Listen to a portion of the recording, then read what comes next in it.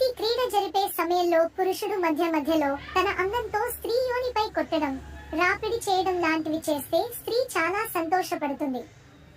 అంగప్రవేశం జరిపేటప్పుడు పురుషుడు తన నోటి యొక్క ఉమ్మిని అంగానికి రాసినట్లయితే స్త్రీకి సులువుగా అంగప్రవేశం జరుగుతుంది. ఎప్పుడైతే ఒక స్త్రీ పురుషుని యొక్క పురుషాంగాన్ని పట్టుకుని వేగంగా ఊపుతుందో అప్పుడు పురుషుడు కేవలం ఒక 2 నిమిషాల్లోనే రసం కార్చుకుంటాడు. ఏ స్త్రీ అయితే తన పెళ్లికి ముందే ఇతర పురుషులతో సంభోగం చేసి ఉంటుందో ఆ స్త్రీకి పెళ్లి చేసుకోవడం కన్నా బ్రహ్మచారిగా ఉండటం మిన్న.